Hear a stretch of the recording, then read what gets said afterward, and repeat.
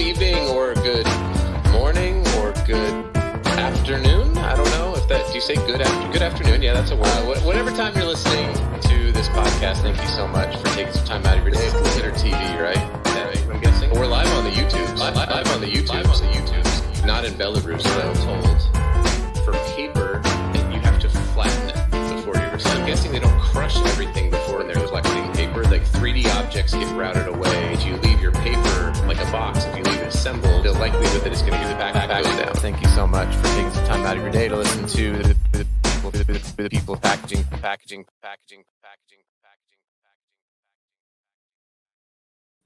All right, we are here. We are live, Mel, on day two. Day two at Label Expo. Madam Peak, you can hear. We're out here on the floor. We're with the people, and I'm joined here in the Actega booth, which is booth. What number are we?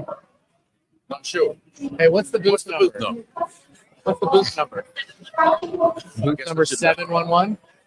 Booth number 711. Everybody, you're gonna love it. But we're gonna talk about how labels and specifically inks impact cycling. So what better to do that than here at the wonderful Actega booth? So Mel Bishop, the third, is that? I'm the third, yeah. You were the third Mel Bishop. The third. There's only three in the whole world? Well, there's only two left, but there were three. There were three. There's nobody else named Mel Bishop in the entire planet. No, there's some. Okay, all right. Mel, where are you from? You have such a great accent from like New Jersey, Boston. Yeah, thanks for asking. A little further south, actually. Yeah. It's not Texas, not Alabama, but I'm from the Carolinas, originally born and raised in Charlotte, North Carolina. I reside currently in a little town outside of Charlotte in South. Oh, in South Carolina. Yeah. It's Rock Hill? Indian land. India, okay. And so it's an extension. Anybody that knows the Charlotte area, it's kind of an extension of the Valentine area that's south of Charlotte. So it's like 8 miles south, lower taxes, quiet community, up and growing. Got it. That's cool to hear. How are you liking Chicago so far? Good show? Absolutely. Yeah, this is actually third or fourth time I've been here this year. So good show, good food, work hard, play harder. That's it. What's your role at Actega? Then we're going to talk about this. Some cool stuff. Yeah, I'll take a few seconds. So actually just this year. So my role prior, starting in 2024 is global market manager for labels. So that's working on our global strategy for labels, not only in North America, but EMEA, Asia Pacific, China, Brazil, but really focusing on labels, our current products, and then forward-looking, thinking about product roadmap and what do we need to support our market growth. Then in February, got an opportunity to take on the vice president of sales role for North America. So currently I'm responsible for sales for North America as a VP and still retain the work. Like, can you add more? You got to do what you got to do, right? Yeah. How many sales humans do you have working for you? Within our team, we have 14 sales humans. That's sales managers and salespeople. Okay. I like saying sales humans because I like the humanity of sales. I think it's fantastic. Which, by the way, shameless plug, I'm speaking about at 11:20 today here at Label Expo about sales. So you should come on by. I'll try to do room number 3. Nice. 3. Just in room 3. Room 3. Yeah. That's great. And you've been in the label industry for quite a while, if I recall from our last conversation. That's correct. Yeah. Printing industry for a while, labels for 20 years. Okay. Yep. Can your label career drink legally? Is it 20 or have you hit 21? Not October 13th. It'll be 21. Okay. Almost. You're almost there. Almost there. You have to celebrate. I had to do the math. I love that you remember the exact date. So before we got on, I was hearing about this. It's a UV primer. Now, before everybody just completely dozes off, this kind of stuff is like nitty gritty of sustainability. It's things that it's maybe not sexy. It's hard to market if you're a brand, right? Like yes. You can't. There's not like a little phrase you can put that says, our labels use a wash-off UV primer, which helps enable PET recycling. That's a very long phrase. But it's absolutely necessary in the entire process. So why don't you talk about what you're doing at Actega with regards to this? Is it a wash-off UV primer? Is that what? Yeah, absolutely. Yeah, so articulating a little bit what the project was. There are a couple other wash-off primers in the market. Traditionally, we've seen those over the last couple of years be on the water-based side. But as we start to look at like how our market's growing, we see more growing into the radiation cure side of the business, and really matching up a water-based wash-off primer with radiation cure chemistry didn't seem like the area where we wanted to go. And there were already some in the market. So we pivoted. And we pivoted toward making an all UV type solution so that it didn't add complications to the market, people's presses. You didn't have to worry about a drying station along with the energy cure, whether it's LED or UV. And so that's where we pivoted. At the heart and soul of that is it's not sexy, like you said. It's like, and what we really do is sustainability is one of our overarching strategic objectives from our parent company, Actega, down through all the 4 divisions, down through Actega. But each division, you have an opportunity on how you can or cannot impact recycling, so that you're thinking about the environment, you're thinking about the people that are handling the package, you think about that recycling process. And our goal is to minimize or impact the recycling in a negative way as best as possible. Right. And that's at the heart. So to try to keep the circular economy going, and that's what somebody's did. But there's so much. There's like music and announcements, and yeah, it's a party at Label Expo. Yeah. The sticker show is popping. Nice. But yeah, it's not sexy. It's a lot of hard work, and you have to really put a lot of time and effort in. We got a great R&D team, and it's minimizing that impact. We came up with a very unique solution, and in sustainability at Actega and Actega, we actually have group low migration in that, because we think about that responsibility to people touching it. Your kids putting any type of packaging in their mouth, buccal content on the outside of shrink sleeves. So de-inking with our Safe Shield and working on the films that are available in the market from our co-suppliers. Got it.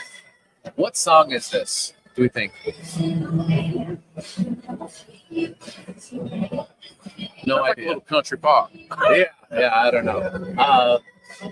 Yeah, somebody got really excited about their music. So yeah, can you talk about the low migration UV, which in the industry is a really big deal, especially when it comes to roll fed and flexibles and things like that, because it's something that it makes sense why people don't think about this. But if you print on the surface and then you coat it, and the surface rolls and touches the inside of the film, that inside of the film is then going to be interacting with the food or with the liquid. And so if you have, UV that is going to, if you have, what is it, photopolymers, is that the fancy word? So you have photoinitiators. Photoinitiators. But you do actually create a photopolymer network. So it's driven. So I'm a chemist. Oh, I'm a Southern Baptist. So I'm both, chemist and Southern Baptist. Perfect. But yeah, you don't want that on the inside of your packaging. And so this is why this is not only from a sustainability, but also from a quality and a product safety issue. Yeah, absolutely. And and it's kind of unique how we roll low migration kind of into our overarching sustainability initiative. And I think, sometime in the future, there'd be a good opportunity to maybe do an interview with I call him our sustainability czar for Actega, because he's really tying in, this is how serious we take it, tying in all the things the different entities and groups, since we're a global organization, can do. But answering the question on the low migration, you're talking about incidental contact, and the approach that we've taken here at Actega in North America with our low migration system is we push the envelope as far as we could into the future of how we develop the ink system. So we're not having to redesign each year based on new criteria, based on regulatory environment from Germany or regulatory environment in California. Now, it's a good thing and a bad thing, because sometimes you have to do a lot of education. You have to pull some of the market to it. Honestly, there's sometimes the market's like, hey, good enough where FDA keeps me today. But like I said, at the heart and soul of it. We pushed the envelope, and from what we did through raw material selection, created what I think is the cleanest ink system for narrow web flexibles on the market. Yeah, that's awesome. And then, so kind of the final thing here, and we'll start to kind of wrap it up. As you guys know, there's a whole bunch of rad stuff here, and so I'm going to try to keep these podcasts sort of like quick to the point. You know what I'm saying? That's right. We got freaking music and announcements going on. But the ink's impact on recycling. You got a water bottle right here, and I know I saw a presentation that I'll share here as well. But if that water, that's a roll fed label, that's probably going to pop right off. But let's say that was a pressure sensitive label. You want for that label to completely detach, number one. Number two, you want the material that's selected to be non-impactful, and the APR does a really great job with this. But the inks are also problematic that can be used in recycling. So tell me about a UV primer recycle. How would we describe what it is that you're doing that helps make sure that when that bottle, if this was whatever the label was, when that bottle gets to its recycling center, the recycling center doesn't have to worry about the inks so much. Yeah. So what we engineer the system to do is the ink to bond with the primer. But when that primer comes in contact with the wash solution, no matter like what that solution is, we call it de-ink. So everything de-inks, but it de-inks at the primer level, but the inks in the primer stay together, and they don't taint the plastic. Doesn't put that, which is huge. And depending on certain cycles or certain, procedures, you can have not even can't contaminate the wash solution, but it is huge. It is absolutely. Yeah, I mean, so later today, I'm going to be meeting with the folks over at Smart Solve, and they have a material that they're doing that is the dissolvable material that will completely dissolve in the wash. But the question from APR has been, well, what about the inks? And it's like, well, you have to have the adhesive, the material, the face stock, and then the inks. And that all has to be part of the process.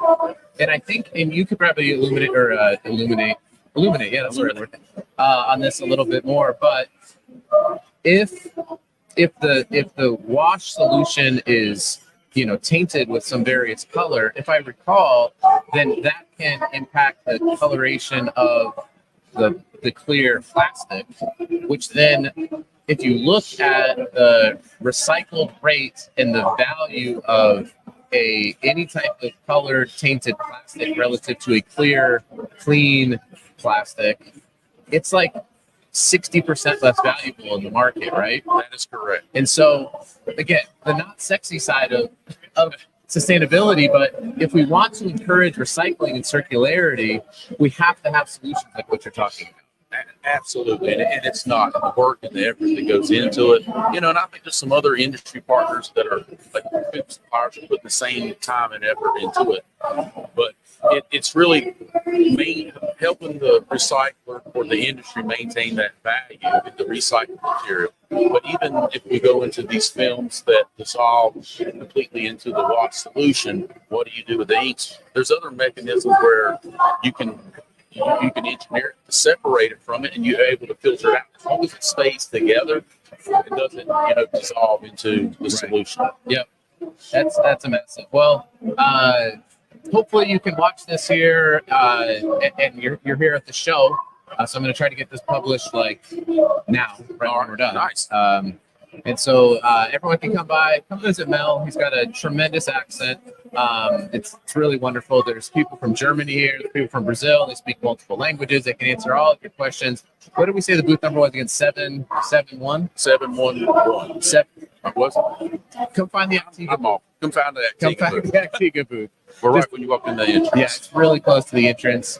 Come learn all about all the new innovations. They don't just have this innovation we talked about today, but they've got a whole bunch of great things going on. Mel, appreciate you. Thank you Coming on, and we'll have to do it again. But yep. I'd like to say we have the design chemists actually in the booth, so if anyone wants to get into a deep chemistry conversation, the actual chemists that design the systems are here. We did a press conference, so they're available for higher level conversations and what possibilities and or projects for the future we do. So you're saying they should have been on the podcast? They could have been. Amazing. Well, thank you, Mel.